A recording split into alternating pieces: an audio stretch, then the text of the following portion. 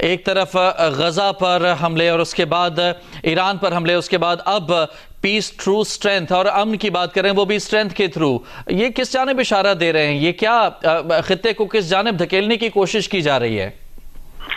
यार धकेल तो दिया गया है, धकेल तो दिया गया है। अब ये जो बयानात आ रहे हैं, चाहे वो बयान की सूरत में आए या तकरीर की सूरत में आए, मेरे ख्याल में आप थोड़ी देर में ईरान से भी कुछ सुनेंगे, वो अब एक तरह से बयान की हद तक है, लेकिन असली जो इसका जवाब या इसका रद्द अमल है वो बयानात से अब नहीं आएगा, वो किसी न किसी अमल से आएगा। और इन अ वे अब जो बॉल है वो ईरान के कोर्ट में। देखिए, इजराइल के लिए तो बहुत बड़ी फतह है। इजराइल के लिए फतह ये नहीं है कि बॉम्ब गिरा, इजराइल के लिए फतह ये है कि अमेरिका एक फरीक बन के कूद पड़ा। अमेरिका अब इस जंग का एक फरीक बन गया जो इजराइल बहुत देर से चाहता था। सो इजराइल की तरफ से तो अगली मूव कोई नहीं है, ना ही डोनाल्ड ट्रंप की तरफ से अगली मूव है। उन्होंने कहा है कि जनाब जो मैंने करना था कर दिया, अब तुम ठीक हो जाओ।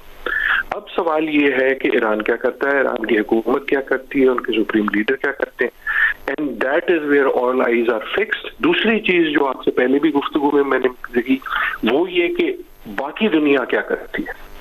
देखिए, ईरान, इजराइल और अमेरिका से जो सुना उसमें एज सच यही वो कह सकते थे, लेकिन रूस क्या कह सकता है, चीन क्या कह सकता है, यूरोप क्या कह सकता है, उसमें नुआंस। तो now those are the things to सी।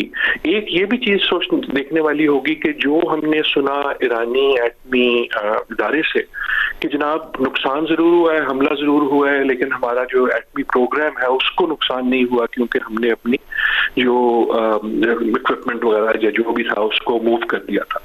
क्या उस चीज की तस्दीक हो सकती है? क्योंकि अगर ऐसा है कि अमेरिका जंग में भी आया, बॉम्ब भी गिराए, लेकिन असल में उस प्रोग्राम को कोई नुकसान नहीं हुआ, तो वो फिर गुफ्तगू बनेगी दुनिया में भी और खुसूसन अमेरिका में भी। And may be the last thing to look at, जो मेरे ख्याल में एकदम नहीं पता लगेगी, मतलब एक आध घंटे में नहीं, अगले 12-15 घंटे में पता लगेगी, वो ये कि अमेरिका और अमेरिकन पॉलिटिक्स में, अमेरिकन लोगों में इसका रिएक्शन क्या है, खुसूसन जो ट्रंप साहब का बेस है उसमें। राइट।